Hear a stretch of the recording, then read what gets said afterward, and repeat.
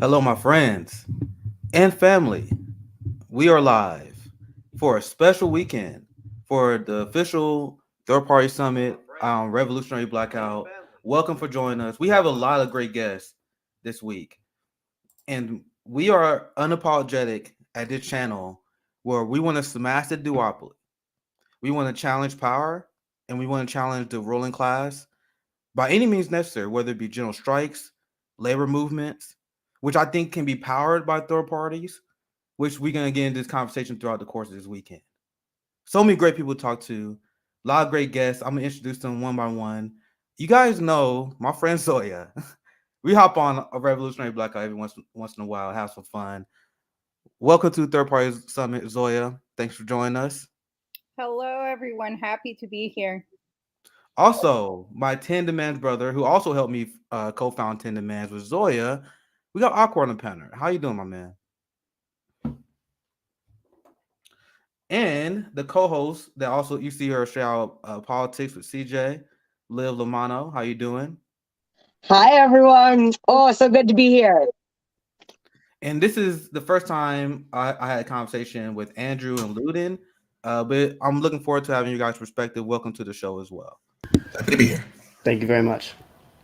All right, so in order to get this conversation started, because the theme of this panel is why aren't more leftists voting for third party? So before we actually start this conversation, I want to actually go around the panel and kind of get your guys' overall thoughts and kind of your strategy in terms of do you support third parties? Why you don't see other people supporting third parties? And I'm gonna start with Zoya. We go in the order that I read you guys out. So I'm gonna start with Zoya, then we can go to Awkward. Why do you think? Why do you think it's important to have a conversation about third parties, supporting third parties, or not? I'm not trying to set any guys up here. I'm gonna pass to Zoya. What are your thoughts? Yeah, actually, I'm anti third party. No, just kidding. We I, actually have people scheduled this weekend that are not necessarily on board for third parties. So when we do our revolutionary blackout, we're not here to create an echo chamber. That'll be So a when good we have conversation. general strike summits, when we have third party summits, we was even not a lot of people took the offer because it would have been hard to defend it. But when we had the general strike summit, we was like, if you're against a general strike, we would love to have you on. As you guys see, not a lot of people took that offer, right? The same with third party. We're gonna have a great panel on Sunday with a bunch of leftists who are gonna make the argument that we shouldn't do third parties. I think it's important if you're gonna have a summit that we should hear both issues. So I wasn't trying to pigeonhole you guys into a position. So sorry, Zoe, I'll pass it back to you. so I'm registered no party affiliation all my life. If somebody wants to earn my vote, I welcome them to try it. But I think that we shouldn't ever vote against our interests, and that the establishment does a really good job of convincing us that we only have two bad options and that we have to go with the one that is least bad. And we have seen that destroy our society one election at a time. So I only vote for things that I want, and I encourage others to do so as well. And I'd rather not vote than vote for something that I don't want and actually end up having it.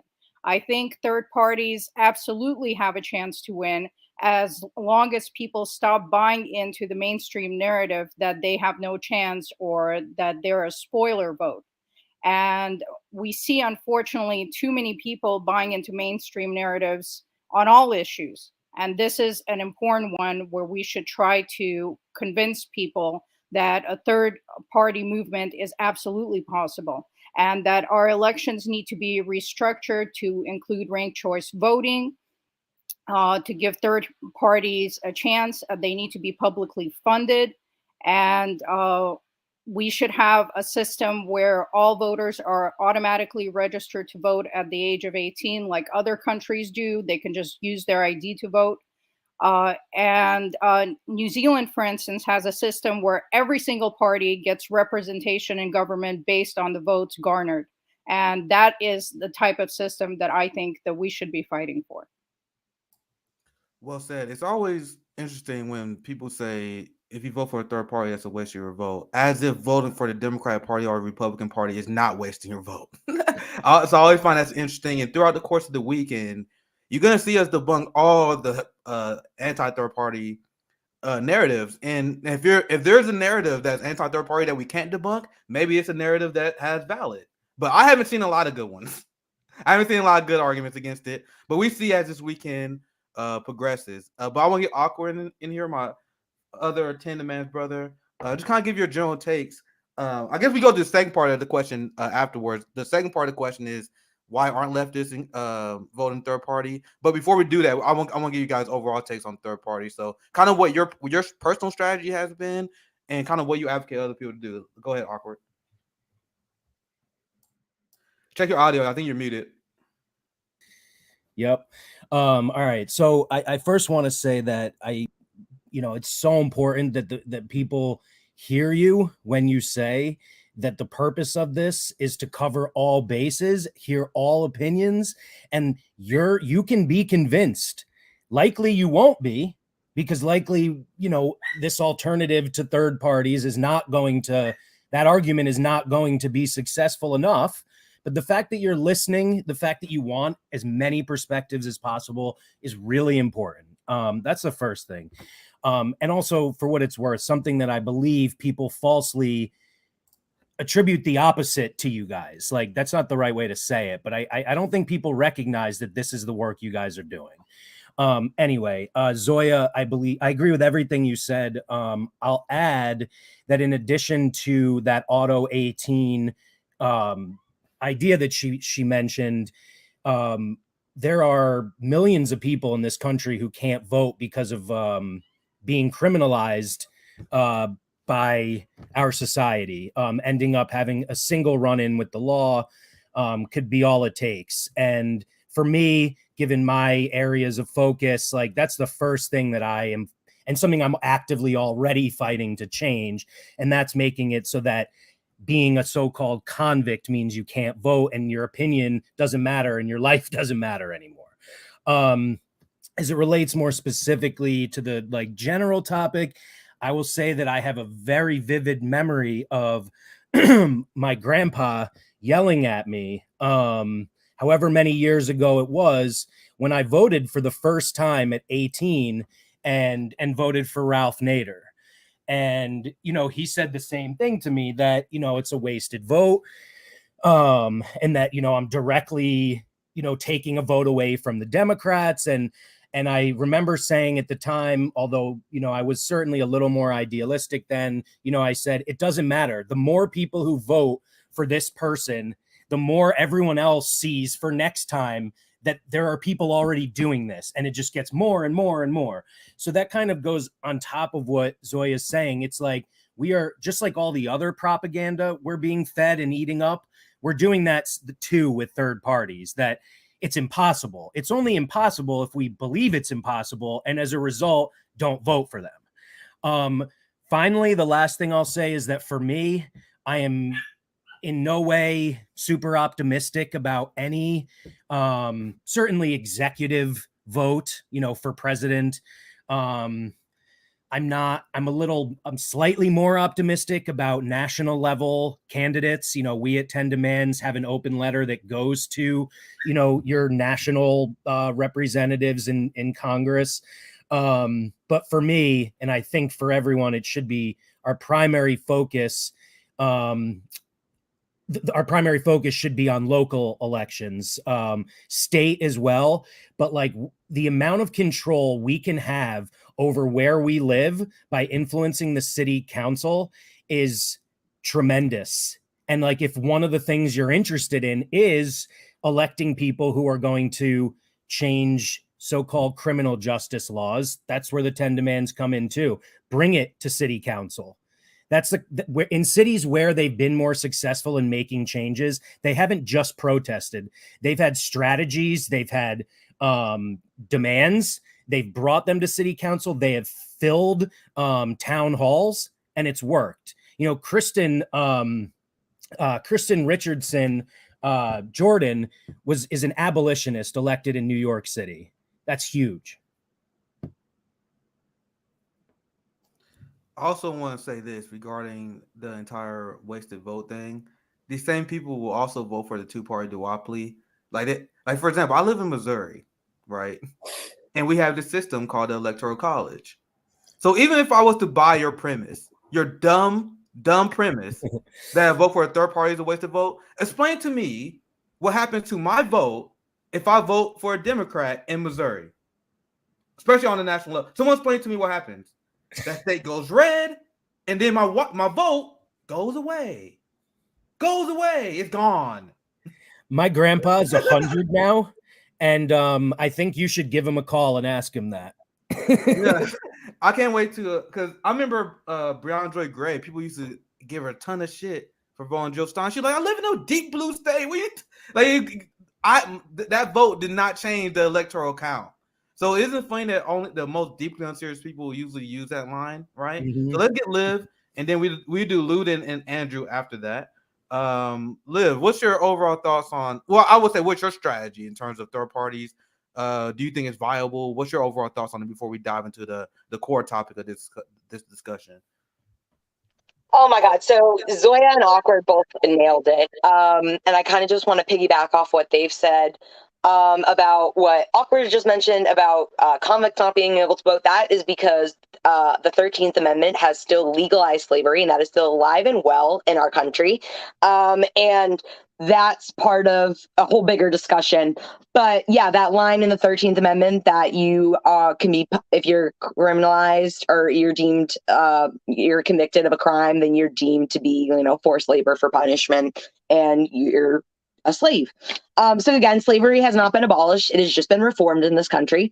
And because so many people can't vote, that's a huge thing because they've been labeled a convict.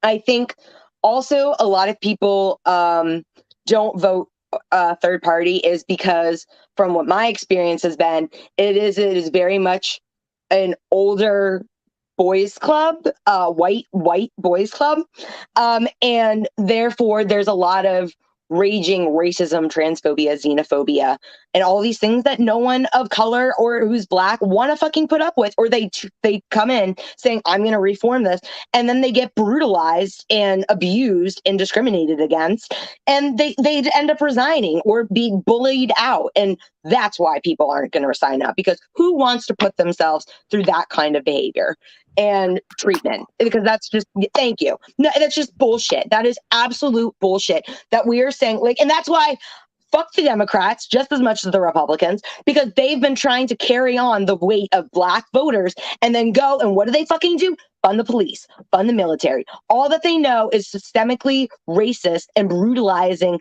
disproportionately Black people and people of color.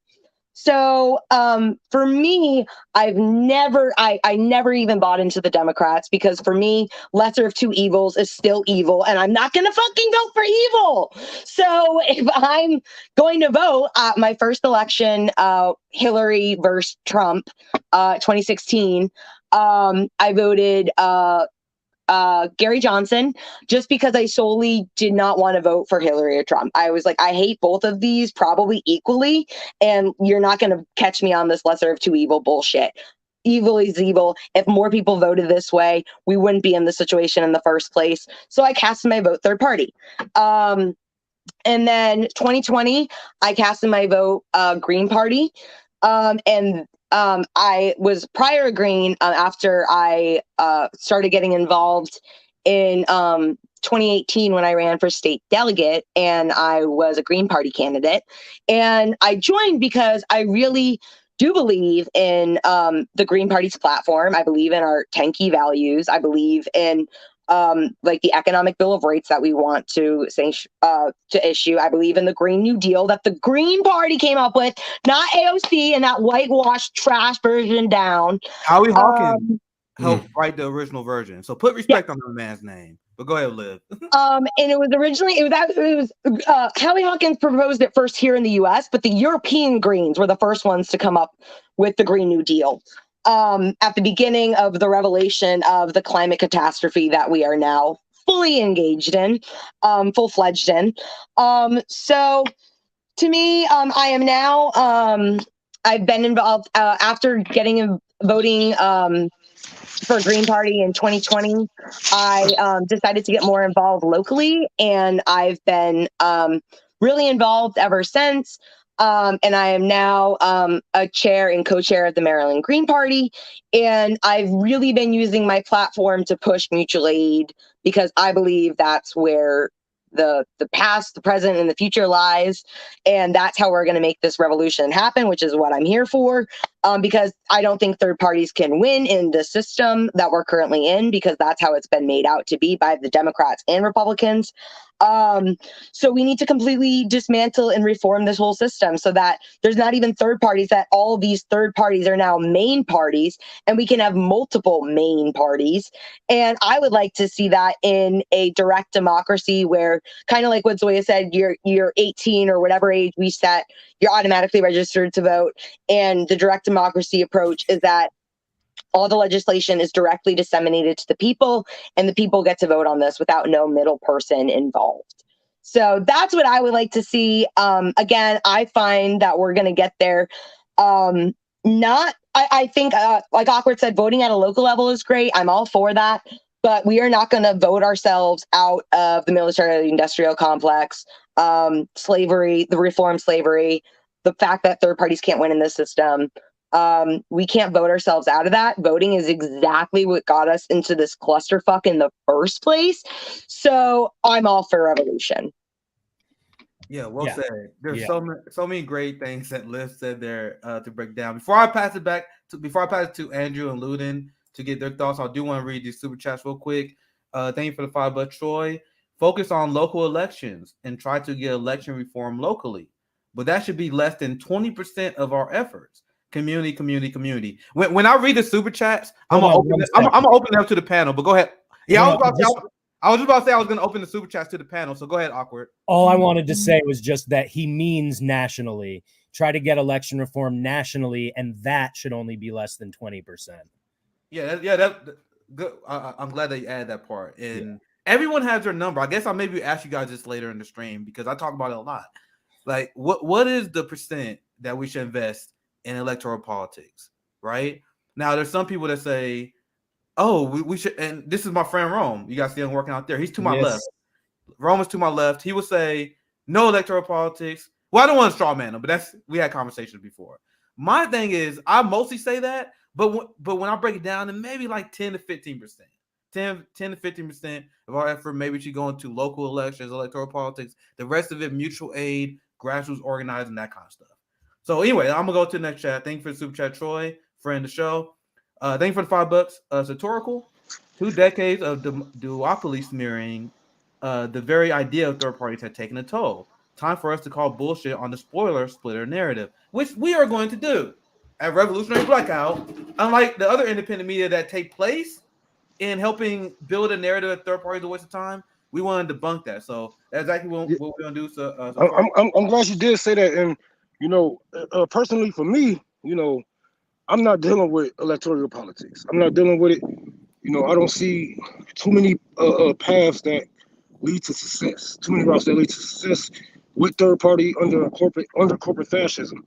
But like I always tell you guys, if you do work in third parties, work within your neighborhoods, you guys have to work with small businesses. You guys have to work with organizations to get your name out there. Make sure that you have power and a voice in your community, so you can have negotiation. So you can bring people to these parties. You can deliver these people to these parties with promises, whatever the fuck you guys got going on, and y'all can get things done. And another important thing, you guys have to focus on ranked choice voting locally. It'll be a hell of a thing if we was to get ranked choice voting just passed nationally, but that's not happening. We see this we see the same things with drugs, marijuana, shrooms, cocaine.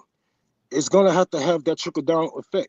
And once other towns and cities, like, they might disagree with the way that we are going going with politics or whatever, but once they see that our city is actually getting what we want, our people's voice actually has an effect on politics, they will move in our direction. You know what I'm saying? It's gonna have that domino effect, but you guys have to really focus. It's gonna be a hell of a fight starting from the ground up, but it's better like that, because when you start from the ground up, you have a foundation to build up on. But when you come from the top down, that's what's going to happen. Everything from the top is going to come right back down. So one cancellation, one mishap, one misstep is gonna fuck up your whole movement.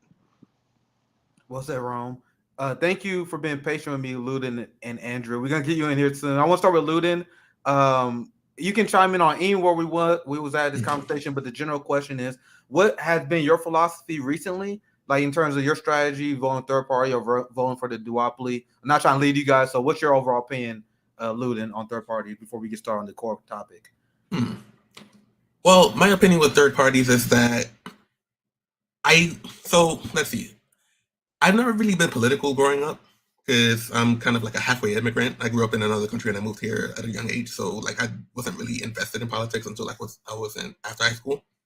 But what really caught my interest was the 2012 election because I was on Facebook and then I saw, I believe it was Justine, got barred from going to a debate. And I was like, okay, so what is this lady trying to say that these people don't want her to say? So at that point, I was like, you know what? Since I didn't really get to hear her speak or anything, I'm gonna vote for her, just because. So that was like my beginning, like first step out of pettiness, and then that's basic. Fuck. He was like, fuck Democrats, fuck Republican. I don't care who she is.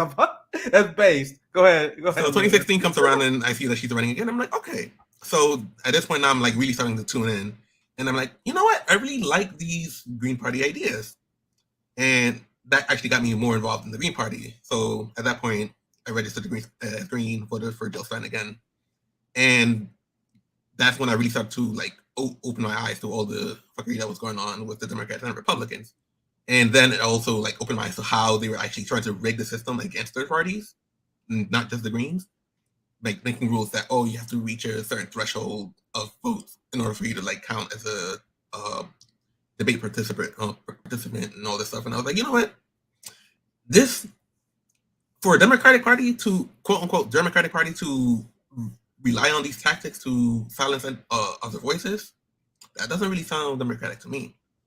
So at that point, I was just completely disinterested in anything that Democrats had to say. Like when it came to Bernie, I was like, you know what? These ideas are similar, but at the same time, if you're for all of this stuff, why are you running as a Democrat? Like it would make more sense for you to actually run independent, as you say you are, or as a third party candidate if you really believe in this stuff. So for the primary, I voted for Bernie, but once the general came along and he gave up, I was like, you know what? Third party again. And same thing again for 2020. Ran as a Democrat again, knowing that he has grassroots and the people with him, especially after 2016, because everybody was trying to vote for Bernie and they kind of shafted him. So he didn't tap into that energy. Everybody got deflated. And as a result, we ended up with Biden, who is like objectively worse than what we had for, with Trump. But that's neither here nor there. I believe that we should definitely start heading in the third party direction, but also electoral politics, it just looks like we're just not going to really get any results using the same system. So direct action would be the next big thing to focus on. Yeah, well said, Ludin. A lot of great things to break down there, but we will continue because there are a few things I want to add. But I want to get Andrew in here. Thank you for being patient with us. No worries. This was a great conversation. I would love to hear your perspective on your strategy, like your recent strategy has been, and kind of what you advocate and strategy moving forward. Andrew, the floor is yours. Absolutely. So, speaking of Biden, I have to tip my cap to Biden a little bit because he made me kind of being like, I don't know about third party too. Once he ran, being like, oh, hell yes, we need a third party, right? I remember at the very beginning, even when he announced, when there were all those candidates, I remember even saying, like, if he ends up being the nominee, like, I hate Trump, I will not vote for him. I will go third party. And, I think what really put me over the edge was that Super Tuesday night. I did go to a Bernie watch party because I really was rooting for him then.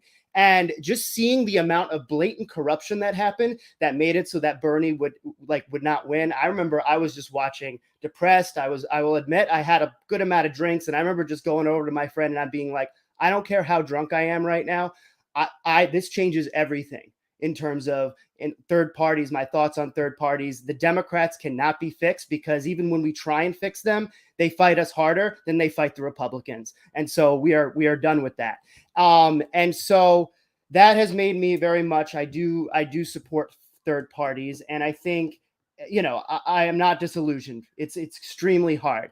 And I think there are a couple of things that we could be communicating and doing better to get more people on board. Because, I mean, I literally just Googled here when I first came on, because I was just like, I know it's high, but like, you just see like 61% of survey respondents in all these polls saying neither political party reflects their opinions today, right? So like that then and there shows that like vast majority of people, they are not popular. And so if they are not popular, it's good to create alternative structures. I think a lot of people feel that, you know, they get kind of bogged down by the scare tactics in the media. If you vote third party, you are giving, you know, the worst candidate, i.e. Trump or whatever, more power. But I also look at it, and I think a lot of people don't realize that if we just get third parties to 5%, that is a huge milestone, because then that gives $8 to $10 million in funding in federal funds, right? And so I think that is something that we can control and try and communicate more and normalize, because I think a lot of people don't know that, right? I live in Massachusetts. And so a lot of people, you know, I was not throwing away my vote because there was no way Trump was the least popular in Massachusetts, right? There was no way he was going to win. And so I was like, okay, I'm going to actually use my leverage to try and get to 5%, because you can't even pull that BS on me. I'm not even in a swing state, so I can't even have that conversation and argument with you, right? And so that is, I think, one thing that we could really do more. I really like what Awkward said when it comes to focusing on local elections, right? Because I think there is more ability to do that. And a lot of local elections too are nonpartisan anyway. So if you run somebody who is a third party affiliate, they're still going to try and say like, oh, you're not in the club, right? But it doesn't hold as much weight. So if we can try and get people into even school boards and local city council, right? I think that can work. And so my city councilor has said they're socialist. I think they are still a Democrat, right? So there's that to discuss. However, they actually straight up had said they hadn't voted in past presidential elections because they didn't see the point. And the establishment candidate actually tried to use that against her, and people did not care. They voted for her anyway, right? So I think that just shows where people are. And I think it's the information warfare. It's that we unfortunately don't have power, but I think what we can do is using in the indie media spaces is just straight up saying like, voting third party isn't throwing your vote away. If we just get to 5%, that's going to make a difference, right? I'm not going to say we'll win, right? That's really tough, but at least we can make some steps. And in many ways, yeah, that's critical, man. Well that's said, a really critical point. Yeah, I want to get Rome here because Rome was taking a break, man. My man Rome working hard, man. I see the communist flag in the background flying, looking great and sexy and shit. So Rome's taking a break. Since Rome is taking a break from the work you're doing, what you want to add anything in before I give my part of the answer? Oh yeah. I'm loving what I'm hearing, because it shows that you guys aren't too out of the loop of what's actually going on, what's being said on the ground, and with a lot of this animosity in the air towards the Democratic Party, and you know what I'm saying, and people regretting their vote, I should say. This is our time to take advantage of this and really voice our opinions and our you know what I'm saying, what we need, and remind them, yes, it's going to be a tougher fight. Yes, we're going to have to go against the Democratic Party. We're going to go against these bullies, but it has to be done. If it don't get done, then we're going to be saying something has to be done for the rest of our fucking lives. But we know what needs to be done, so let's just do it while we can. And if we can't do it, let's just, like I always say, let's walk in the cement while it is still wet, so the next generations will know where we was going on this path, so they won't get confused and say, oh well, I'm a progressive Democrat, or I'm a democratic socialist, but I'm not in a DSA or whatever the fuck. These people are confused. Let's set them right, you know. And I'm not gonna say, oh, people are just dumb. No, they're not dumb. They're gullible and they're hurt. they don't know who's out for them and who's with them. So Yeah, let's misinformed. just do that. Yes, misinformed like a motherfucker, man. And, that goes for from Trump supporters to Bernie supporters. And I Yes. know a lot of you people, like me and CJ were just explaining, a lot of you people saying that you won't work with Trump supporters and whatnot. If you refuse to do that, then you refuse to grow. You refuse to actually fight and make a change. Because once, if I was like I told you guys, we was to weigh the scale, what Trump had done and what the people have done for the people that you voted for 10 to 20 to 30 years, then yeah, that it probably will not weigh in your favor. So just think about, you know what I'm saying, what we can be doing and not what your least favorite president and his fans have done and what they praise and whatnot, because you're no better than any of them. Your presidents polluted waters. They poisoned black communities. Like, are we going to point the fingers at us too? And the people we supported. So get out there, make sure that you have class consciousness, make sure that you can relate to people, and everything will come together. I promise you. And listen, you're not necessarily going to be able to relate to a Trump supporter, to a Nazi. But as someone who's an anti-fascist and an abolitionist, I can tell you that the reason people are the way they are is the same reason we are the way we are. It is what we've experienced, what we've been taught, what we, and the reason so many people think Trump is the answer and that Black people, Jews, and immigrants are the reason for their problems is because of generations of disinformation. To have a general strike, to have a huge big tent third party that can win, we need transformative justice. Like, we need to all understand where all the lies are coming from, and it is from above, and that we have a lot more in common than we have different. And the way to do this is not by doxing each other, shooting each other, whatever it is. It's having the hard conversations, it's taking risks, and it's being open-minded, and it's understanding that people are not born monsters and psychos. They're born people who are like just sponges, and like what goes into that sponge makes a big difference. Yeah, so at this part of the stream, we're gonna actually open the conversation up a little bit more. I'm gonna give my answer to the question that we just gave, because it is the first live stream. So this is of the third party summit. So I can't think of a better time than give my opinions on this. Yeah, right? we need yours. Right. And then after I do this, then we're gonna kind of open the conversation up and go to the next topic. I think we're doing this panel 2 hours now with the recent changes that we did. So I'm gonna get my take, and then we're gonna open the panel up, and then we're gonna talk about why leftists don't vote third party. So in terms of like my recent strategy and what I've done before, 2012 was the last time I voted for the lesser two evils. And it will be the last time I vote for the lesser two evils. To think, especially, it's funny now, right? Looking back, that Mitt Romney was the guy who got me scared, right? Because remember, that was right after George Bush Jr. Well, I was learning of the crimes of Obama. And I was like, that was when I was like starting to peel away from the party. But I was like, man, we can't have a George Bush Jr. too. Not having the revolutionary discipline, understanding that Barack Obama was George Bush 3, right? So when I realized that, and especially after I saw how the Democratic Party doubled down, because at first I remember they're like, oh, I know we didn't do everything we wanted, right? But just vote for us. When you've been through a few election cycles, you start hearing the same thing over and over again, right? I know we didn't give you everything we wanted in the 2010 cycle, but just vote for us hard in 2012. And I did. Voted for Barack Obama, and I watched this man double down on the war crimes, double down on being Ronald Reagan and Darkface, right? So that was it. I was done, and I started off being anti-war, and I voted for Joe Stein in 2016, not because I was a socialist. I wasn't a Marxist back then. I voted for Joe Stein because I was anti-war. Like, it was the war machine. It was the prison industrial complex. And if you follow my work, those are I don't cover a lot of stupid bullshit.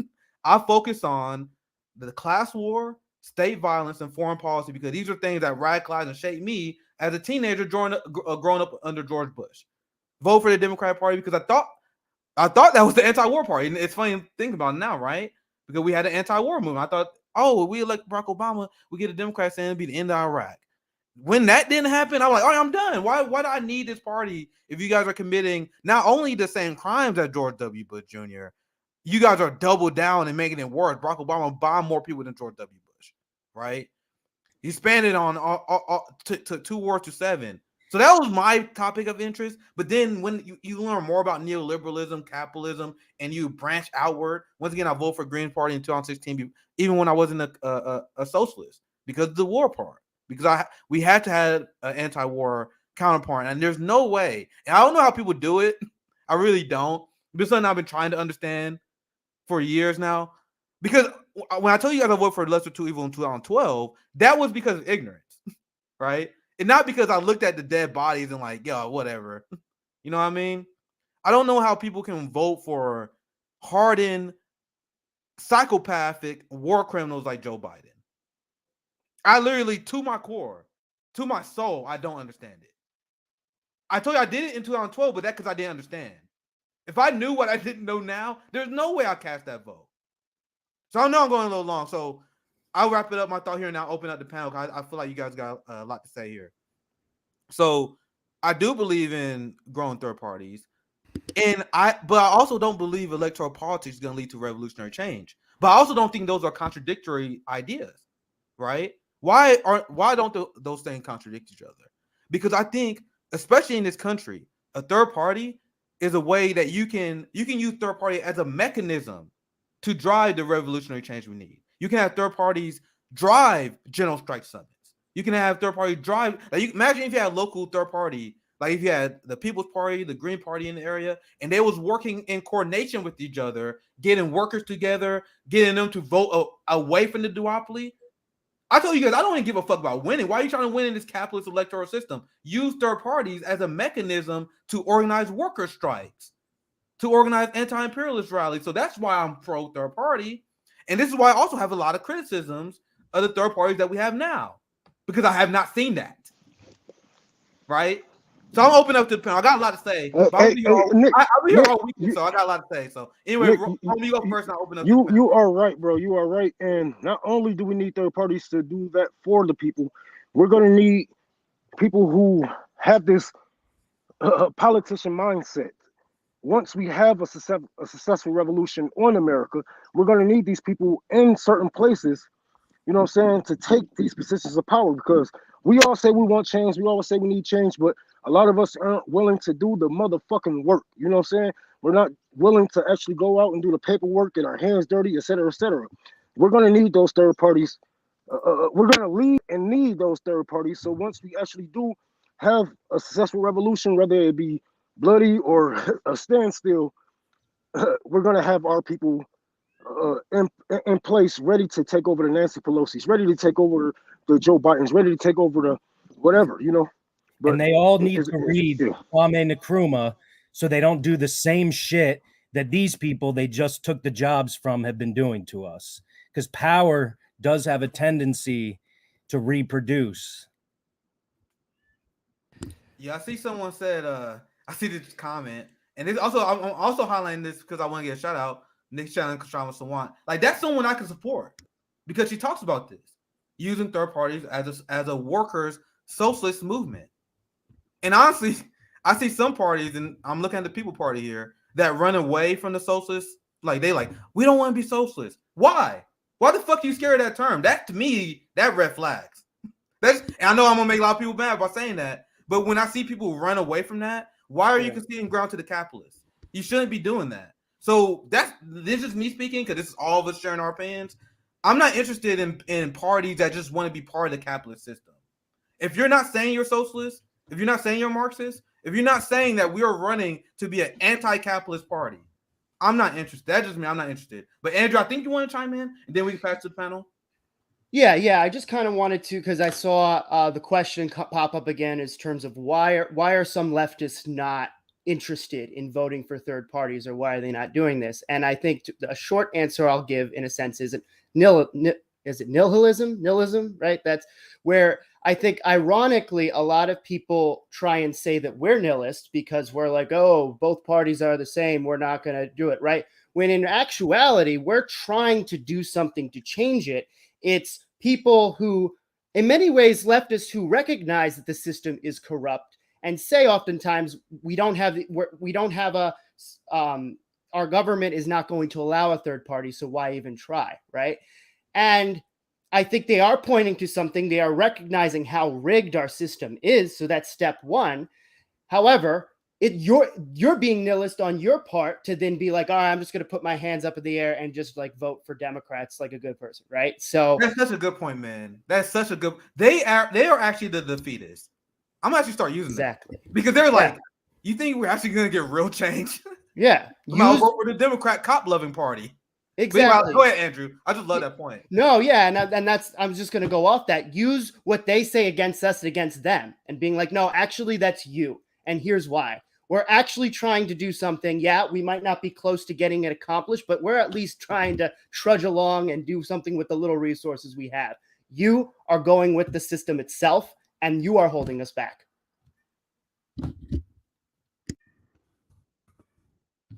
We'd have an open panel at this point, so you guys are feel free to respond. I want to get Zoya in here. Could have been watching.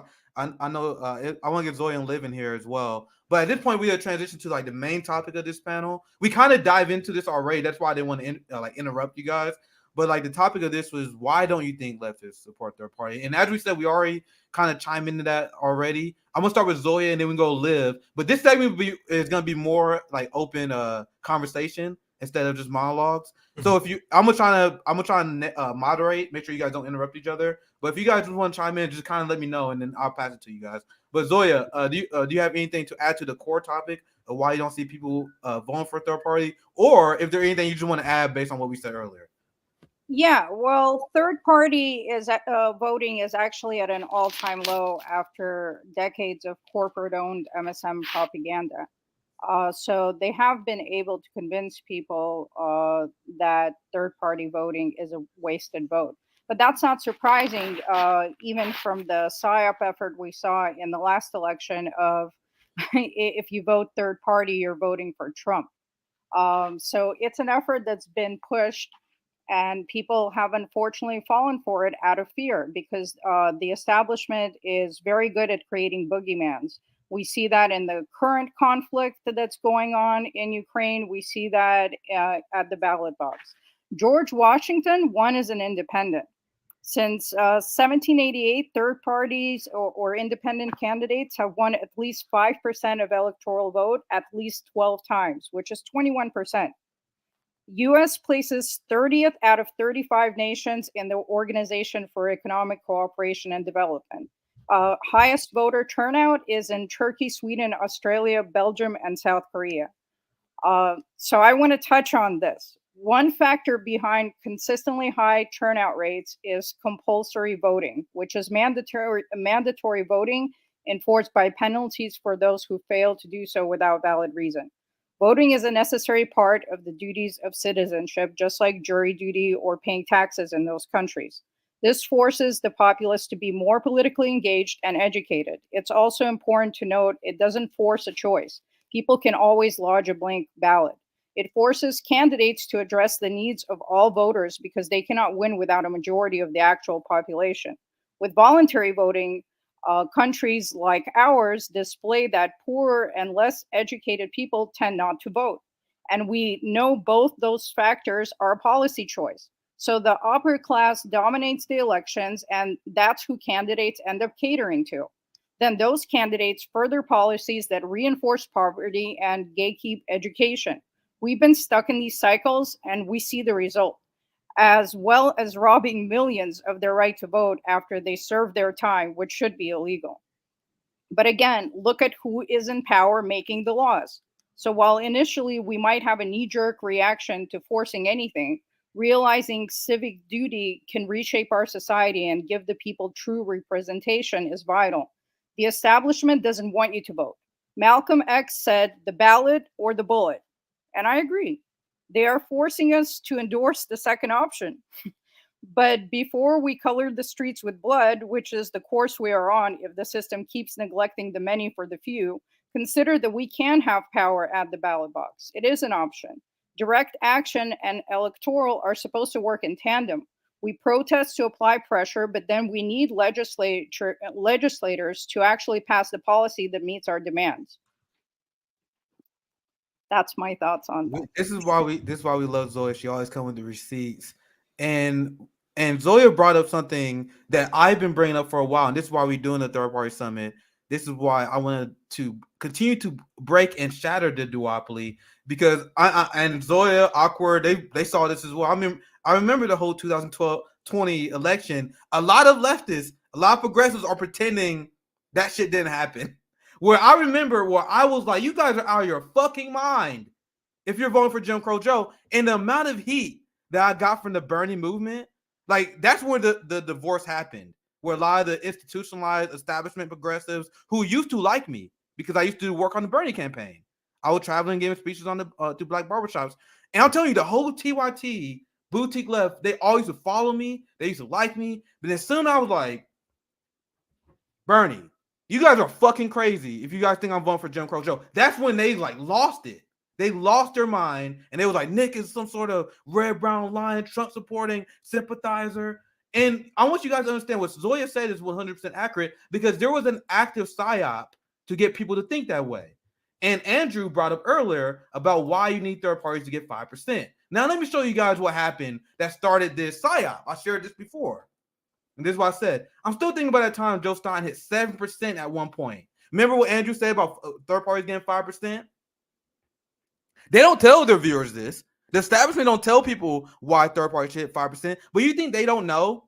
You really think the Democratic operatives and the corporate media establishment don't know what happens once a third party get 5%? They 100% know. They just don't tell people. So there was a point, and I remember this.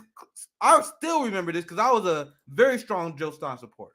And I remember when I started her rise in the polls because people hated Hillary and Trump so much, I was like, yo, shit, whole shit. We actually can get a third party movement started in this country. I was so young, so young, so young and naive. So this is the poll. This is my receipt. CNN reported Stein gets 7%. 7%. So what happened? What happened? As I explained, this literally marked the moment.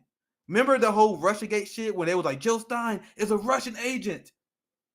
And then that's when they really start hitting the propaganda. And you heard even the establishment progressive joining them, saying that third parties are what's your vote. Yeah, TYT coming out, majority report. All the people with giant platforms, third parties are what's your vote.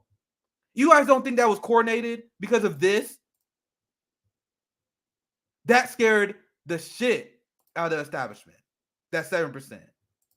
So that's the psyop that Zoya's talking about. And I've seen it happen in real time. Literally seen people used to be supportive of the idea of third party. Russiagate hit, the establishment psyop hit, the establishment starts smearing the Green Party. And then all of a sudden, I saw that number start rolling down. All of a sudden, we got 0.3%, which I don't know if I trust that number, but hey, we got nothing else to go with at a time.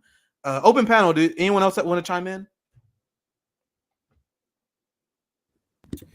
I just wanted to pose the question, Green Party, People's Party, the variety of, Democratic Socialists, and then there's a whole bunch of much more leftist, socialist parties that I probably would be closer to in ideology.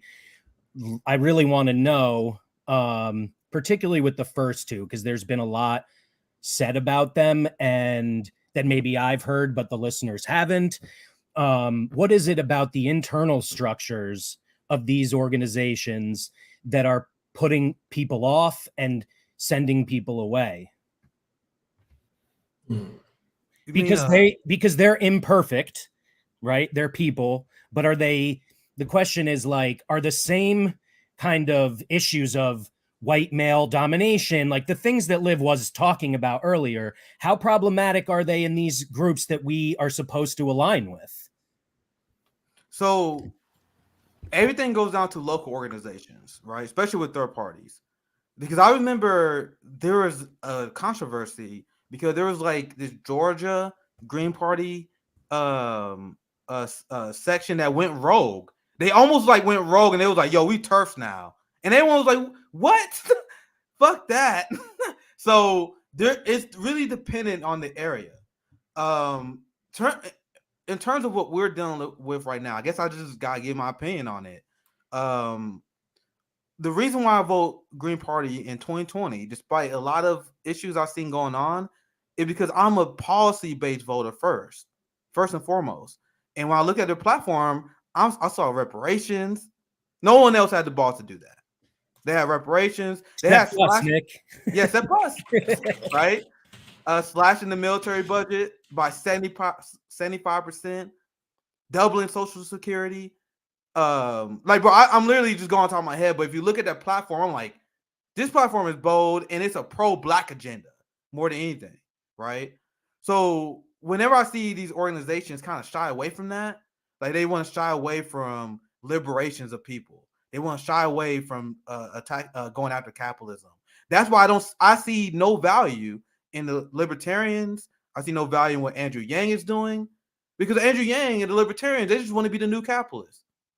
And I want to hear out People's Party people, because I'm not canceling nobody.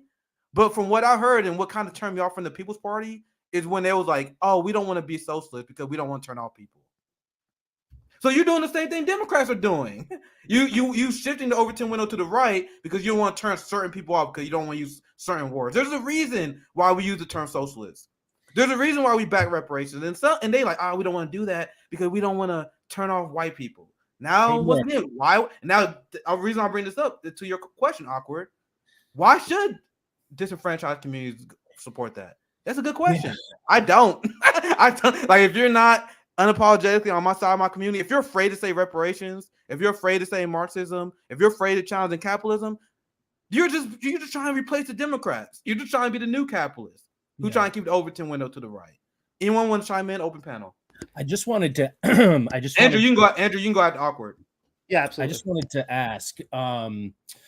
Okay, so you mentioned, more specifically about the People's Party, and you mentioned not canceling people, and it's a dilemma, right? Like I've never said this publicly, but I was warned about Nick, not you, Nick Brana, and it was way at the beginning, before it started, when he was first starting it.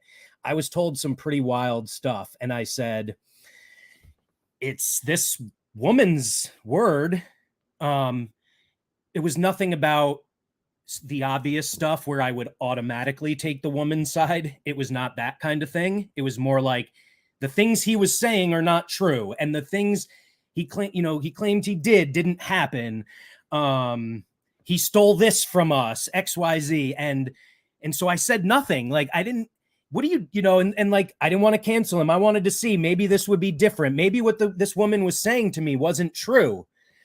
But I think we can all see now that with like the complaints from, Black women in particular, that we know, many of us know, that maybe I should have said something.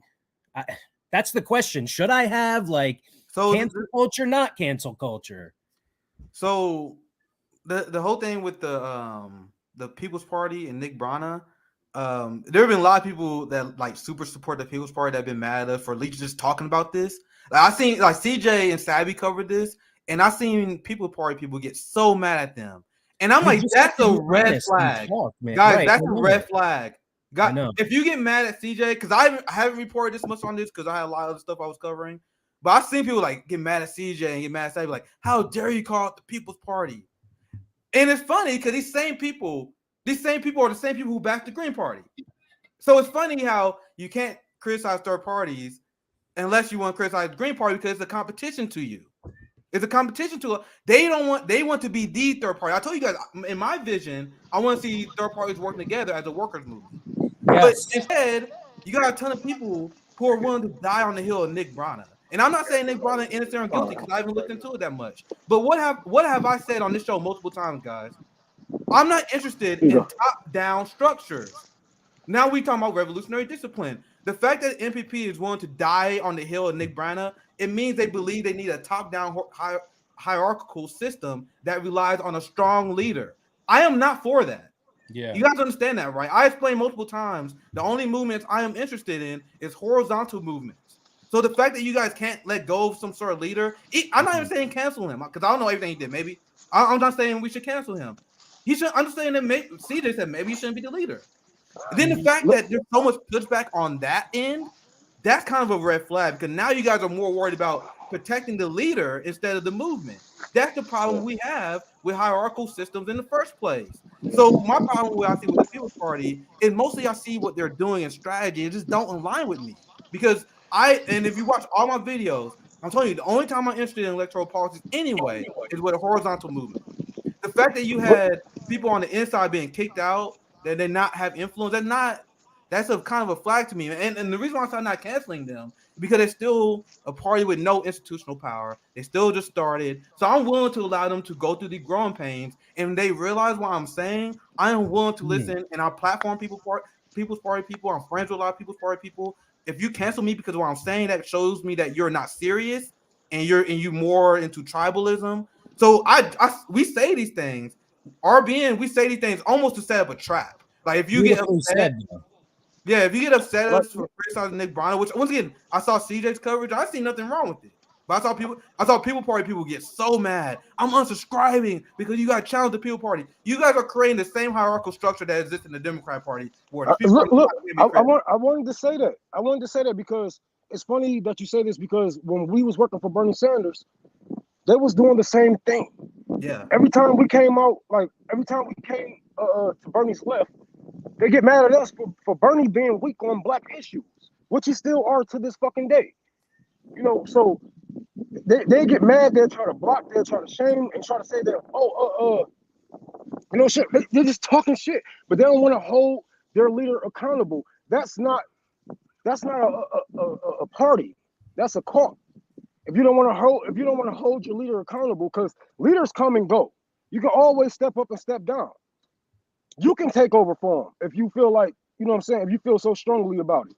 And make sure that nobody has anything. If your name clean enough to lead a party, then go and do it. But as long as you have these kind of people at the top, you're going to get criticized. As long as you got these people at the top, they're going to talk about them. As long as these people do bad things to other black people, it's going to be talked about. And it's going to be public, and we're going to expose it as our job, as journalists. So don't get mad at us. Get mad at leadership for failing to do what they were supposed to do, from not keeping their fucking hands clean or hands off of a woman. They said this. They said this guy. It was like the establishment is trying to cancel Nick Brana. Okay, if you have a working class movement that is based on a hierarchical structures, why is your movement so dependent on a leader? So I see revolutionary undiscipline out of the group because they try to be capitalist too. So if you acknowledge, and this is what I was saying, this is kind of the point CJ was making that made a lot of people upset. If you see the establishment trying to assassinate Nick Brana character and you strongly believe in the movement, why not have Nick Brana step down?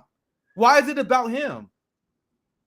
I've been asking. I've been waiting for the answer. Like, is this really just a project to make Nick Brana the new Nancy Pelosi, to make him the new leader of the left? Because if you truly care about the People's Party movement and you see that everyone going after Nick Brana and this is becoming a distraction, if you have a true organizational structure that has revolutionary discipline that is not built upon leaders, you would say, okay, Nick, maybe you should be like an executive, no leadership. Let's continue this movement and make sure we don't have no distractions. And if Nick Brana really cared about the movement, he would say, oh, I have no problem with that because I care more about the movement than my career. But he doesn't do that, which is sus. Like, and I'm not canceling no one because I want to have a conversation with Nick Brana. I want to have a conversation with anyone. That's this channel. The channel is all like, yo, if you piss on what I say, come on. Most people don't take the offer though. Yeah. Most people don't do it. But go ahead, Andrew. I think you want to say something. Yeah, no, absolutely. I'm just kind of like real quick. I think idolatry is dangerous, right, in every way. And I think you should never base your movement and your values just on one person and the status of one person. And I think sometimes that exposes, sometimes I think the weakness of sometimes us leftists is we we get too much behind one person, and then if one person turns out to be problematic, then it's almost like our whole belief system is shattering. And I think the biggest thing is your belief system should not be that that delicate to begin with, that if something like that happens, then you don't know what to do, right? And I think that's some what we're seeing with some people and why. Yeah, and I also want to add to this point, Andrew, because it's celebrity worship problem on the left. It's like there are people that worship Nick Brown as a celebrity, so it doesn't matter if it hurt the movement. We're gonna ride with them, and it also something that hurts candidates like Howie Hawkins. So there are people that because they hero worship and because they want to prop up the top of the movement, they vote based on their feelings. They vote based on who makes them feel better. And I thought left is supposed to be better in this. I've always been a policy-based voter. I never voted based on who I'd rather had a beer with. And I'm watching this movement in the U.S. And when you guys wonder why I make fun of U.S. leftists, you guys vote and support people based on vibes and feelings. So a lot of people, I hear people say this all the time. People say, I didn't vote for Howie Hawkins because I think Howie Hawkins was boring. Who gives a fuck? Who gives a fuck? Who gives a fuck? I heard this so many times. Yeah. Look at, and before you chime in, Awkward, I'm gonna get you in here. No, I'm just laughing, man. Look at this platform. Look at this, and this is what pissed me off. Cause look at, I'm gonna try to make it bigger. Damn it. Let me see if I can make it bigger. Here it is. Yeah. So there's so many people who celebrity worship to the point, and they voted against all this shit because they found Howie Hawkins to be boring. Do you know how stupid that is to me? Howie Hawkins is not a natural politician. He is not a charismatic guy. We all know that. So that's why I think the Green Party should have picked someone different. But that aside, I still voted for him because I don't give a fuck if Howie Hawkins is boring. Look at this platform. Can you guys see it? 75% military budget cut. Bernie Sanders proposed a 10%. Do you guys see the difference? And then people voted against this amazing platform because Howie Hawkins was boring. You see the celebrity worship problem with ties to the Nick Brown worship? They see Nick Brown as entertaining.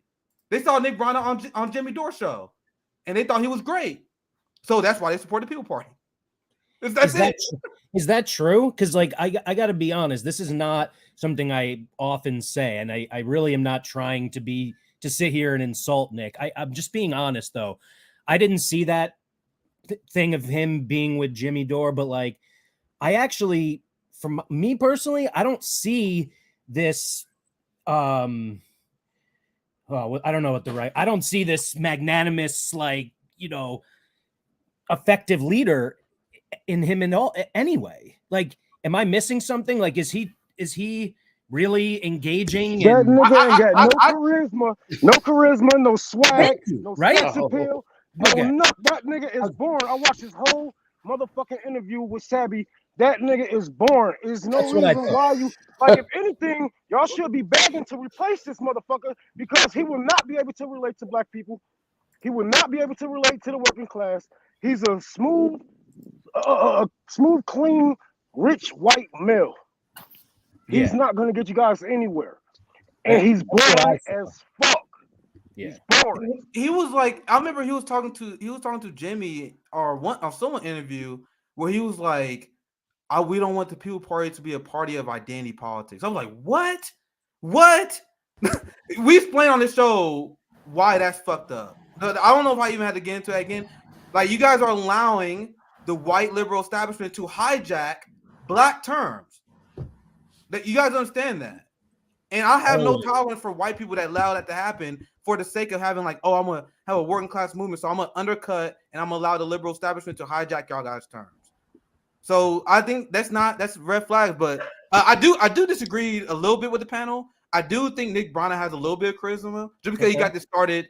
I don't know. He got this started. So that's the only thing I would disagree with you guys on because he did get this started. And he, for some reason, once again, he got this cult following. That people were like, I want to ride or die with this motherfucker. All right, again. So that does take some charisma to do that. So that's only pushback. I don't know. I'm just asking questions, and I do think that we should probably move on. But I'm curious. Just last thing on this: are we sure it's charisma, or was it the things he said he did before this that may or may not have happened? Latter. Okay. That's my guess. That's my guess. Yeah, I don't know. I Take, really I don't don't know. I mean, I don't. Anyway, like, how about, like, shouldn't we be talking about the fact that parties, just like unions, like someone has said already, are like not going to be the answer anyway? And that, like, the third party, like you were saying, Nick, is like a structure to help, like, but is not necessarily the answer within a system that isn't going to work for us anyway. Yeah, that's why once again I just have technical disagreements, but I still don't. The thing is, I still don't cancel. Like, I still am like, all right, I want to see where you guys go. And if you guys agree with me on certain issues, I'm like, yo, hell yeah, thank you for taking us out on this issue. I'm always willing to have conversations with people because I can already hear like the people party people getting super upset. But the point is, it shouldn't be about one person. It shouldn't be about one party.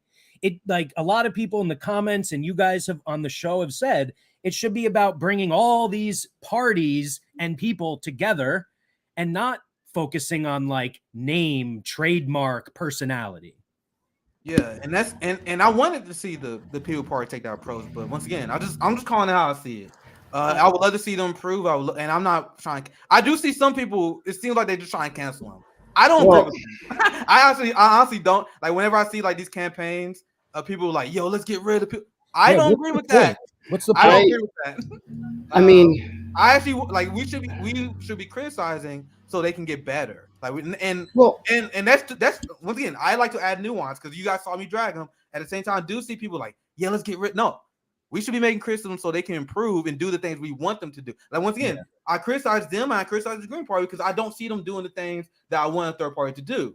So that's why I'm against canceling. Do you got anyone have any pushback on that? Any thoughts? I think Andrew went. No, I mean, I think part of it is the word cancel has become so unambiguous and it really has no meaning, right? It's a certain term that a lot of people use if you question anything or provide any accountability. To me, it's not about canceling Nick. It's about just looking at the power structure and being like, you have a lot of power, a disproportionate amount of power, and it's looking like there's potential abuse going on.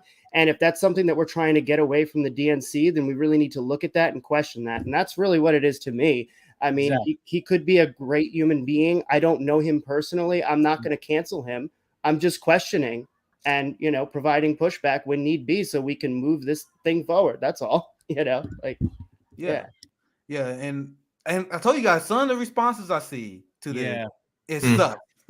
Like I don't even feel bad. I literally just look at that like you're sus. Like if you get mad at us punching up at people that got power, like that's sus. But awkward, you want to chime in? I just wanted to say, this is the first time I've ever been on one of these shows with you and actually looked at the comments. It's a good idea.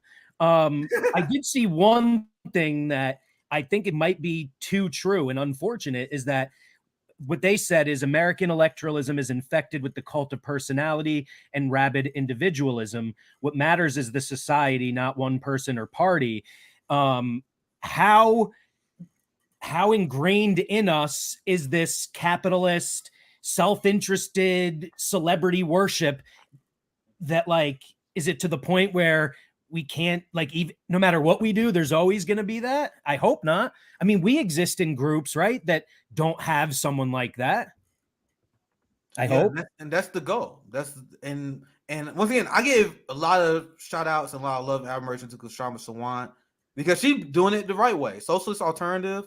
There's like I need to get them more on my radar, but there's like they got no presence in the Midwest. That's why I tend to forget about them. I tend to forget about just because they had no presence here. But in the West Coast, in Seattle, Socialist Alternative it's easily my favorite. And it seems like they're the only ones who really got a firm grasp on what it means to be a third party in this country. So yeah, I think that's what we're here to do, just try to make these people better. There are other third parties, just to say quickly, there are other third parties that are doing amazing things more on the direct action side, whether it's civil disobedience or mutual aid. But they aren't necessarily working at the same level to affect laws, right? So I hear what you're saying about the socialist alternative for sure. Yeah, so do anyone else want to chime in? I want to get Zoya, Liv, Ludin. I want to give you guys a chance to chime in before we shift gears here for a second. I just think that we don't need to throw the baby out with the bathwater regarding MPP or Green Party or any of those things. There's a lot of legitimate criticisms of all of them. But the reality is that it takes years to get the ballot access that they have successfully already attained. And that's not thanks to leadership, that's thanks to thousands of volunteers that have put in the blood, sweat, and tears. And we don't need to throw that away. We should co-opt these parties, take them over. And Yeah. I know a lot of them are asking for volunteers. So all these people that are like dem exit, then turn around and vote for Joe Biden. You know, you got to Wow. create the alternatives. They need to be built. It's not just about being angry online. That's good. It's a good starting point, but we got to take that energy and turn it into action. If you want third parties to really truly break the duopoly, if that's the path that you're choosing, then you got to start volunteering and putting in the work. And you're going to encounter roadblocks, and you're going to deal with people that are entrenched in those parties and that are maybe corrupt or have blinders to certain things. But that's not a reason to give up. We have a much better chance of taking over these smaller third parties than the Democrats or Republicans. So I think for those who seriously want to crush the duopoly through the ballot box, they need to start actually engaging with them and building out what's there. And as far as Nick Brana, you know, I try to stay neutral on all of the drama because I have revolutionary discipline. I don't care to weigh in on this like it's some kind of reality TV show. But whatever it may be, at this point, he has damaged the party and cannot continue to lead it. And if he wants what's best for the party, he has to step aside. And if he can't do it voluntarily, then the people in the party have to help him reach that decision because his controversies have become toxic to the mission statement of the party. And Yeah, the people do need a workers' party movement. Yeah, and Yes. that's that's literally what I was saying too. If you care about the movement, and their argument is that this is a coordinated smear job by the establishment.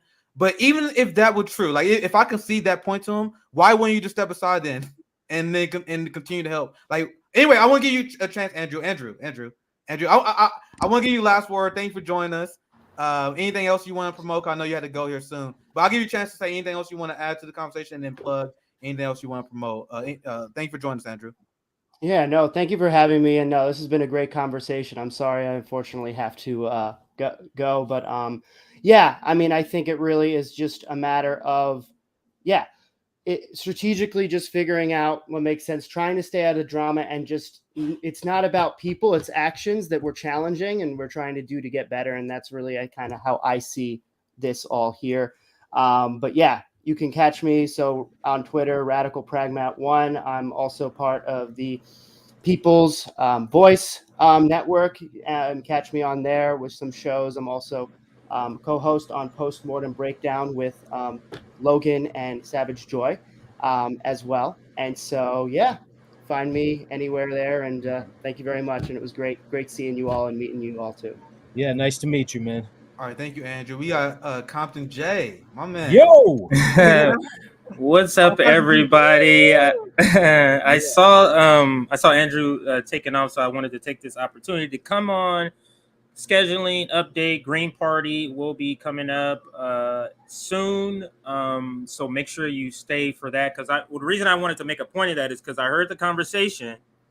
The Green Party officials are coming to answer some of these questions, to have some of these. I've already sort of given them the heads up that people are going to want to know about some of these questions they have. So that's great. You know, be prepared for that. And then the good thing is they're all great sports. And then, oh yeah, you know, we'll do the best we can to answer the questions and get the information to people. So just wanted to come on and do that. I'm gonna pop back on in a few minutes, but I do have to do some scheduling things. Some people are contacting me about the schedule later. So I'll pop out and then I'll pop back in later. Thanks for doing this, brother. No problem. Yeah, CJ been working hard on this, and this is kind of what you guys are gonna see a lot out of the channel. We have the Anti-Imperialist Summit Like that's gonna be a banger, man. We got anti-imperialist summit the last weekend of April, so it's about 6 weeks from now. You guys saw a lot of the great foreign policy conversations I've been having the last few months with people like Luna Oy. She's gonna be on there. Dr. Kareem Batesh and Dr. Peter Beatty, my brothers from the International Electors Coalition. They're not only just gonna be there, but they're gonna bring some heat. They're gonna plan some panels, bring some academics that they know globally. Like, man, this is the future of RBN, guys. Also, since we are at this kind of mini intermission, I do have a great announcement to make. I have an announcement to make for friends of the channel. We officially hit 1 million views as a channel in under 1 year. Under 1 year. So thank you guys for all your support. We did a general strike summit last fall. We're doing third-party summits now. And I told you guys we are a channel that have a lot of dreams of grandeur. So imagine a channel that have much more support. Like imagine what the kind of general strike summits, third-party summits, anti-imperialist summits that a channel with 100,000 subscribers can plan. So that's the future. Like imagine Rome. You guys see the kind of work that Rome does.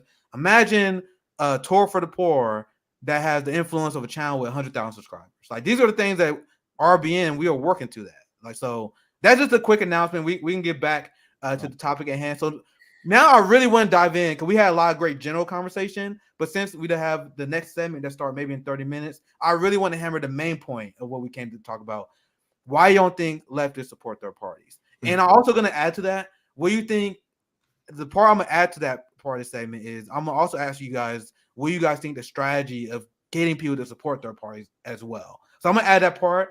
I'm going to kind of go in reverse. I'm going to get Luden in here. So you're going to start. Why do you think there's so many people that hesitate, even right now, to vote for third parties? And what do you think, or what is your strategy in terms of trying to get people to that point where they want to abandon two-party duopoly? Very vague question, but go ahead, Logan. Take the floor is yours. Okay, so one reason why people might not want to vote for third parties, again, is because of all the propaganda that's been spewed for the past couple of decades. But then the other thing is that when it comes to third parties, if people want to have like a real class conscious thing, they would have to basically join up with people from the same class, which means that they would also have to join up with people with different ideologies, and that's not always really easy to manage. For example, you have the libertarians and Republicans who have like a completely separate mindset to lefties and Democrats or whatever. So it's like trying to marry those two ideologies together or have them like join forces doesn't always work. And if the one way to actually do that is to actually focus on one issue that affects both of them, but also pushing that issue in a way that both sides can agree on. Because you can't be like, oh, free this, free that, because when it comes to like conservatives, they're like, no, we don't want anything free. We want to have to work for it. So it's like having to market that idea in a way that will get both sides to be like, okay, I can see it this way. Let's do it that way. But yeah, that's my thing. So a lot of people don't like the idea of like a red-brown alliance because they're like, oh no, we're working with people that we don't agree with. That's not necessarily the case. Like, if you want a third party to work, you're gonna have to agree with people. You're gonna have to not agree with, but you're gonna have to like deal with people who you don't necessarily agree with ideologically on certain things. Otherwise, it's just gonna fall apart. But that's my thing.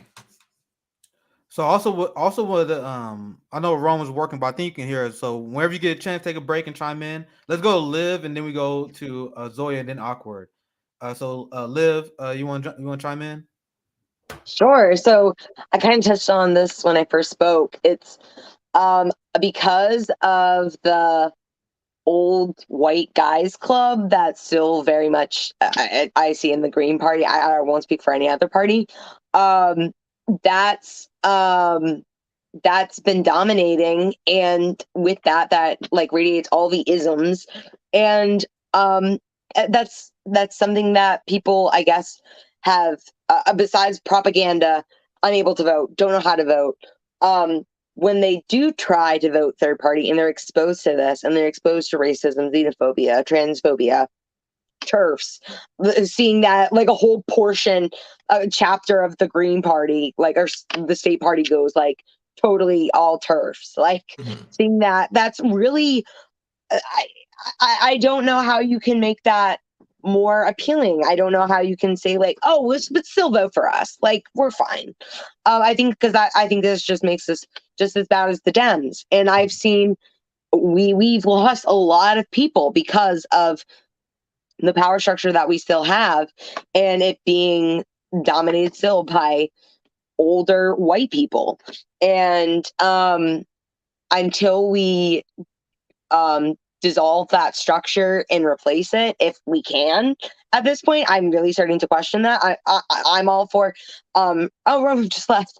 Rome will probably be back on, but Rome is starting his own party.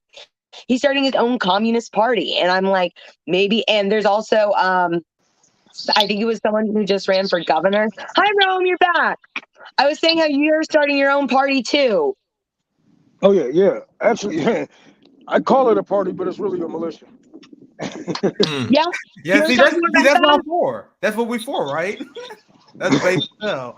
Like we can pretend we're part of this capitalist system, but we actually a socialist militia. I actually like that idea. Yeah, because I know it's legal reasons, you know what I'm saying, and you know, you can already tell, you know, communists accelerating, you know, revolution and emancipation. That don't sound like a bunch of people ready to vote.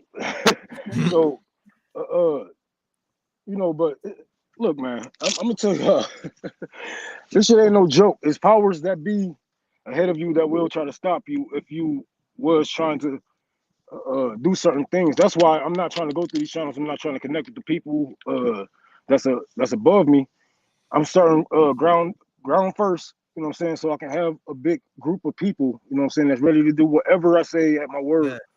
That way we can, you know what I'm saying, really have a strong movement on the ground in our city, have a real presence, like the Taliban or like ISIS, whatever the hell you want to call it. 'Cause we are going to be you know, terrorists, you know, saying it's going to be like a terrorist movement because we are going against everything that America stands for. That's, you know what I'm saying, revolution. That's They're everybody gonna has a label house. you a terrorist real quick. Yeah.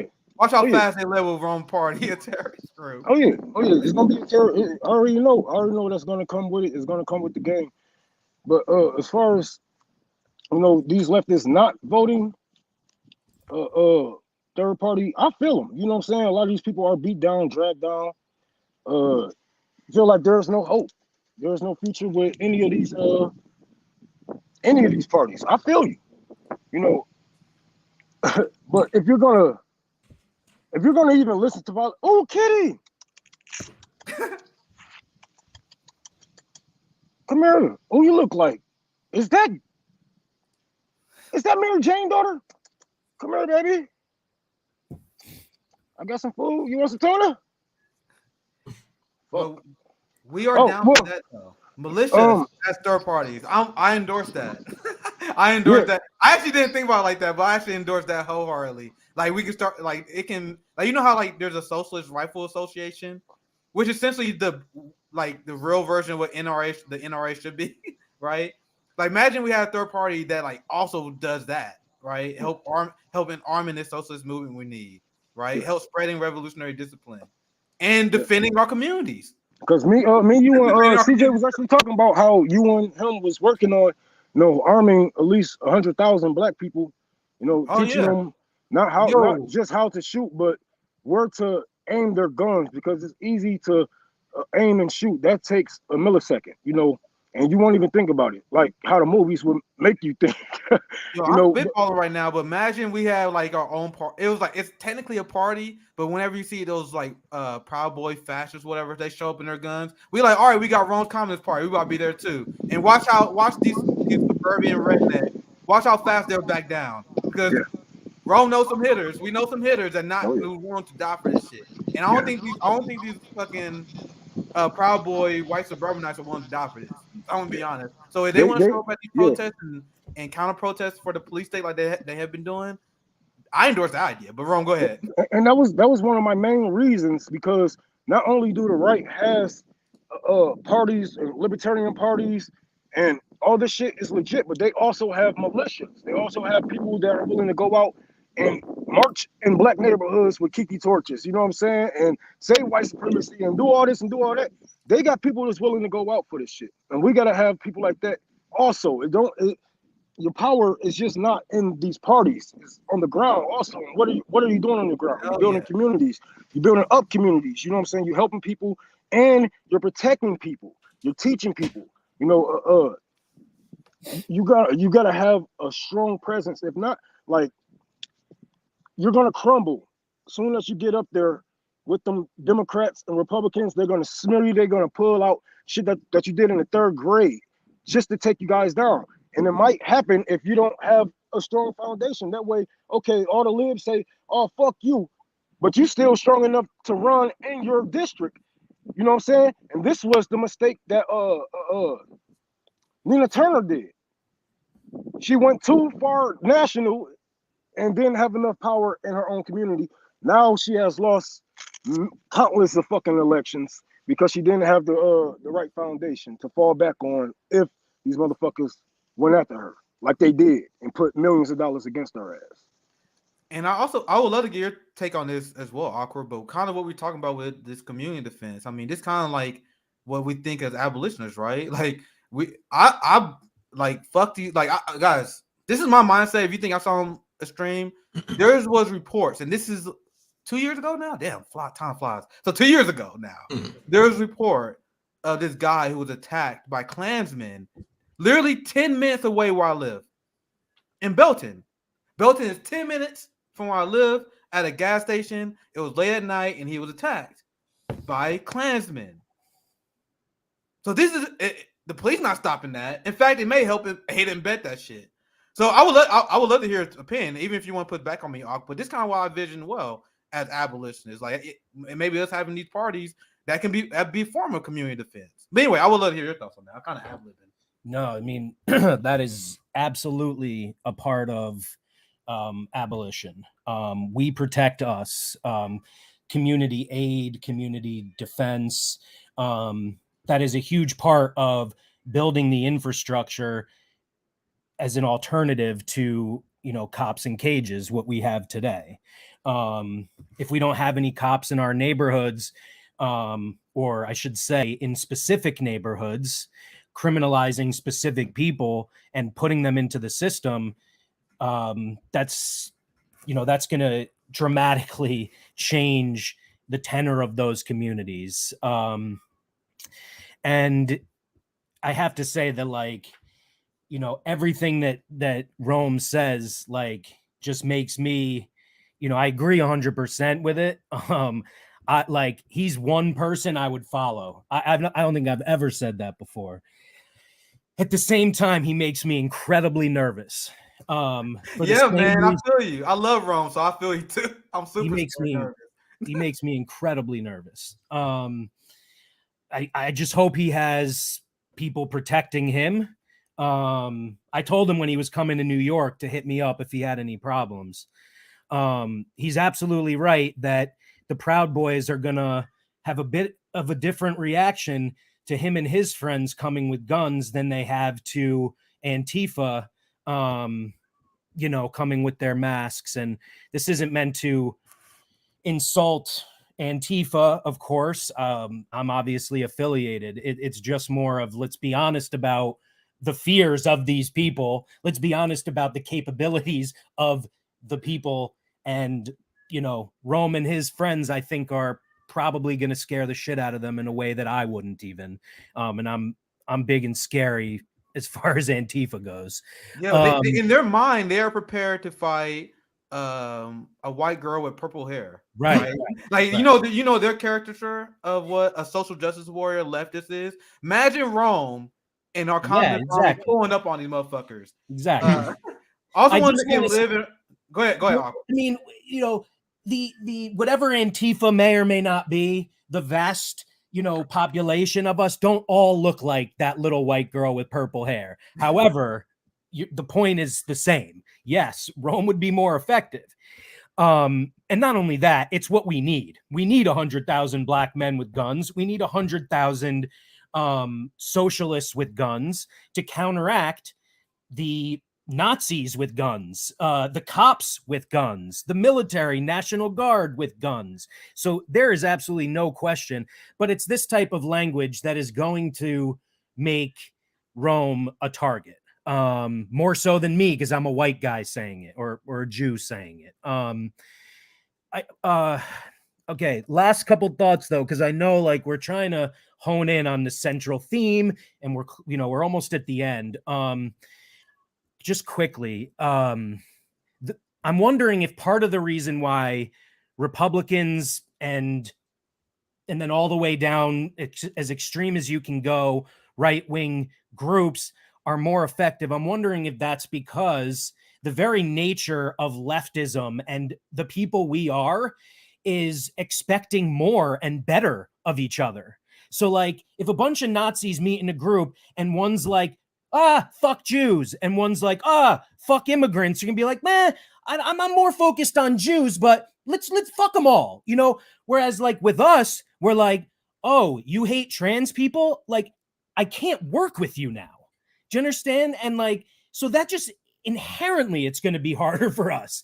Cause like the very nature of who we are, we want better and more. And so that's just a thing I worry about. Maybe we are too hard on each other. But then to the other end of that, I want to just put a lot of, caution regarding so-called red-brown alliances. The Rainbow Coalition of Fred Hampton's era was not a coalition of Black radicals and Nazis. It was a coalition of Black radicals and people who had been transformed from their past bad behavior and misinformed thoughts to true allies. So we cannot just open up our organizing to people identifying as Proud Boys and all those other groups. We cannot trust them. They have to prove that they are not that anymore. Last thought. I know I talk too much.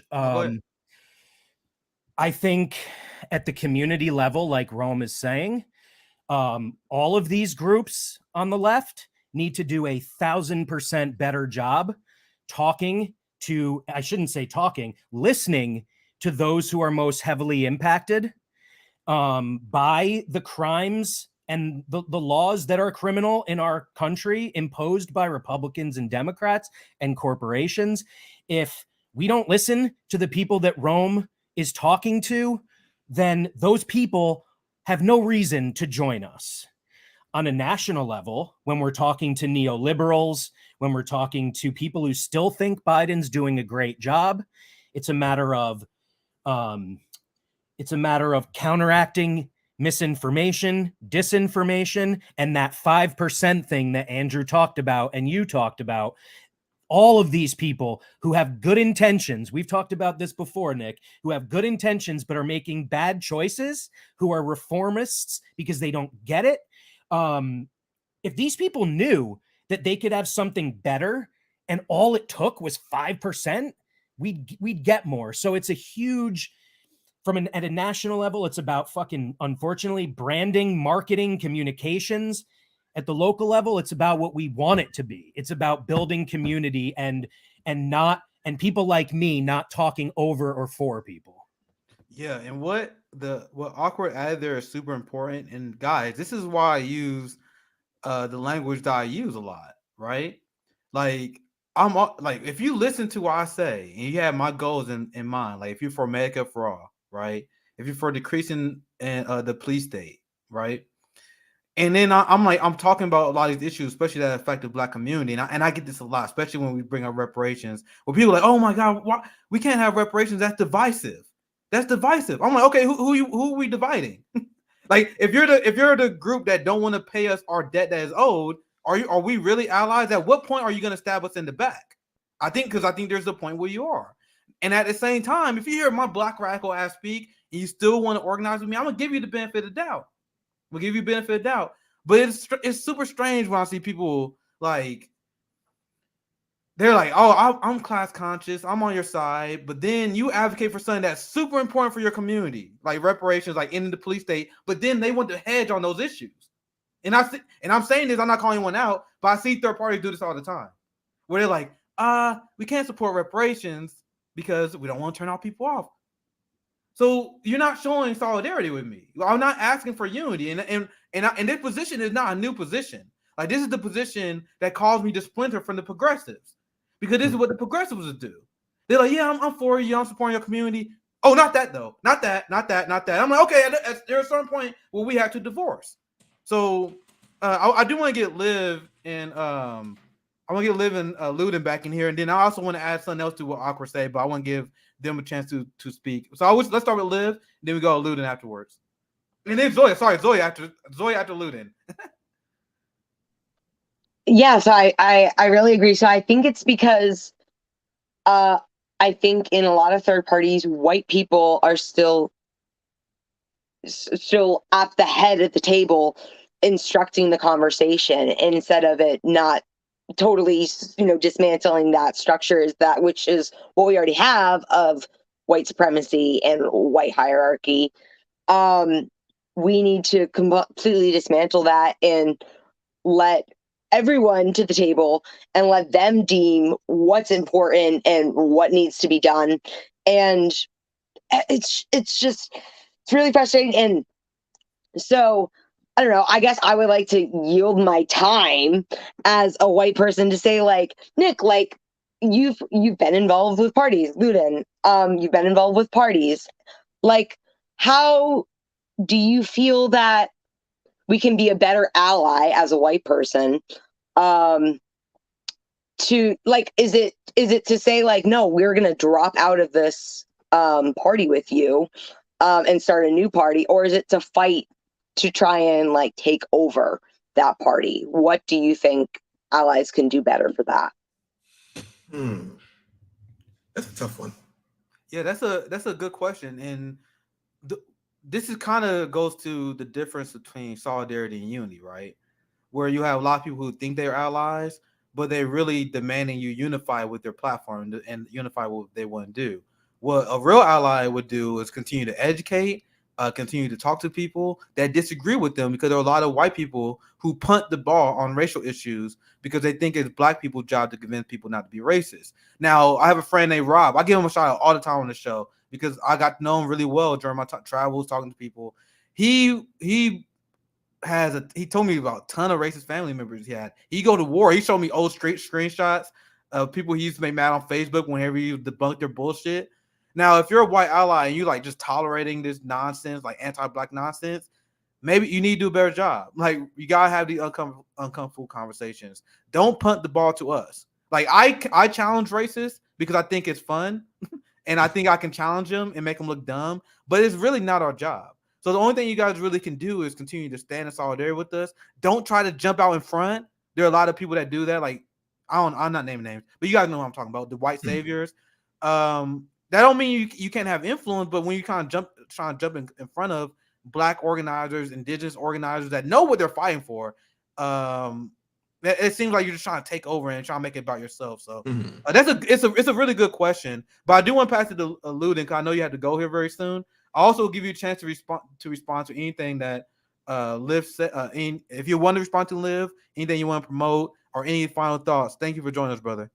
Oh no, I'm good to stay to 3, but okay, my bad. My bad. I wasn't trying to kick you off, man. My bad. I'm good. No, but yeah. So, like, the main thing would be to, like, not to try to speak for POC and their issues. Like, if we can speak for ourselves, we will definitely speak for ourselves. But, like, in the event that like Nick said, like, don't try to, like, jump in front of us to, like, catch a bullet. Like, for the most part, I'm pretty sure we can speak for ourselves. But yeah, just being a better ally, like, be teachable. Like, don't try to what's the word? Like, if we're trying to, like, do something, Nick said it better than me.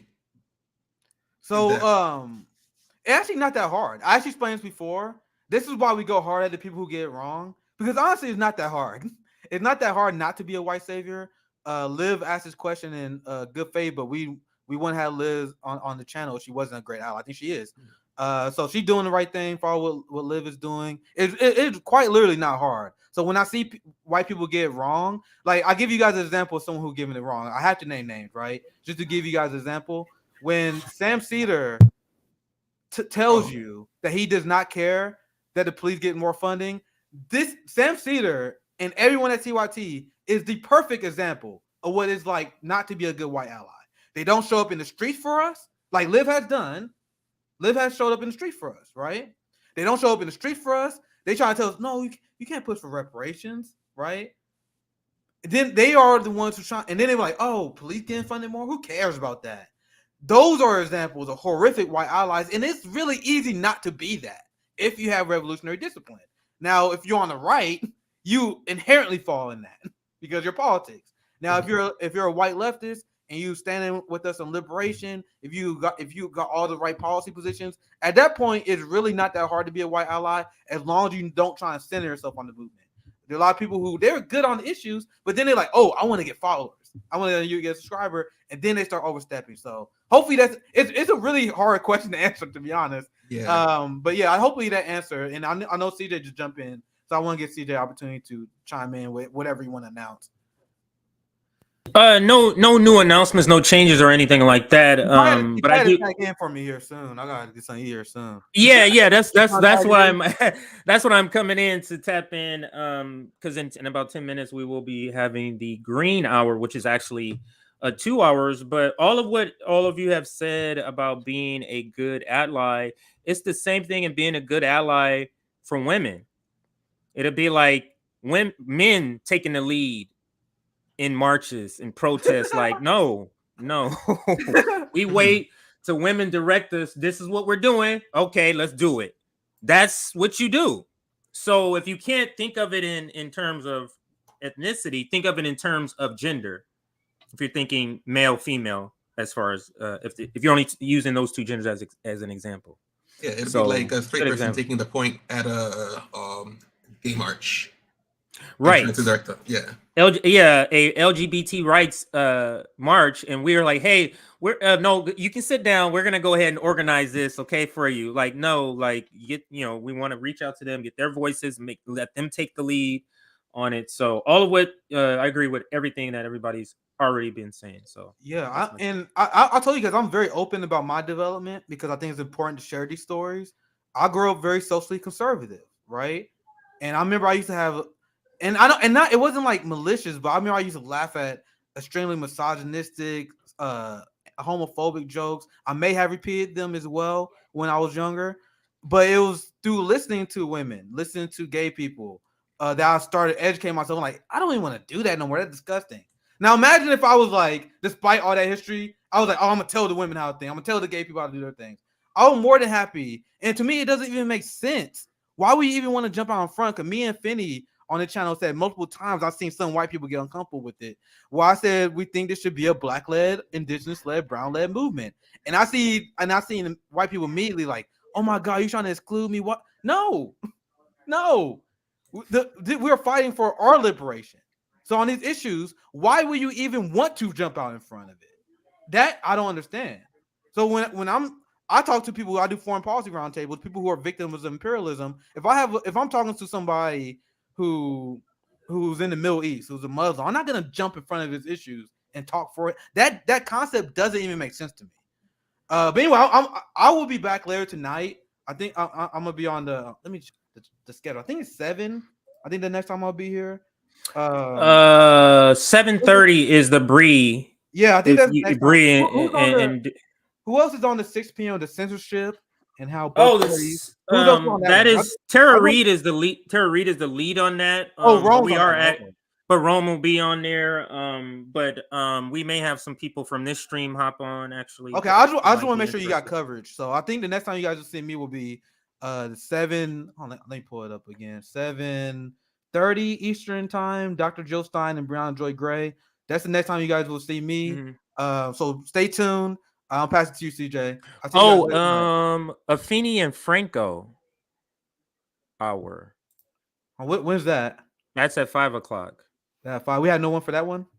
I don't think we have anybody because I'm gonna be back at the 6. So maybe you do the first 2 hours. I do this 2 hours with the greens, and then you come back Okay. for an hour. Then I come back for an hour. All right. Yeah, that works. That works. Um, So I that'll see you work. guys then. So that's I keep losing my 5 time. Yeah, that's 5 5. 5 p.m. That's 2 hours. 4 p.m. your time. All right. See you guys. I'll see you guys then. This is a fire show, but my greenhouse just came. My greenhouse just came in. We're about to start building it, but I will be back for 6 o'clock, right? You're back with Tara Reid, right? Yeah. So you're back at 6 o'clock, Rome. Yep. So Nick is back. Nick is back at 5. You're back at 6. Yeah, and then Nick will be back again at 7:30 for the to end us. So I'll put the schedule up now. Actually, this is a great time to put that up. So let me find the schedule for everybody, and I'm gonna put that up on the screen. Let's take this off. So let's share this. So let's Bye-bye, Carrie. Schedule is right here. So we are in why the first 2 hours, 3 o'clock, 3 in the 4th hour will be the Green Party hour. They're having 2 hours, and then we're back at 5 o'clock with Frank Analysis and Affini and Rome. I'm sorry, and Nick for election integrity and organizing, and then at 6 p.m. we have Tara Reid with censorship and how both parties are one corporate lie, and Rome will be here for that. And then at 7:30 is the big Jill Stein and BJG interview. Nick is actually going to be on that interview panel also. And then I will be back at 9 o'clock with Professor Zunkas. Can we change the system by voting? So that is the lineup for the rest of the stream. It's only going to be one link. So since today is a shorter day, we're not doing two links today. All right. All right. Well, I'll be back. I'll see y'all. Y'all take care. Hopefully, I had this motherfucker up by then so I can just chill out. But I doubt it because this motherfucker look like. Did you find 13 yet? All right. So we about. All right, bet. So we about to get started on this greenhouse, and I'll see y'all back at 6. 6. Yes, about 3 hours. All right, Rome.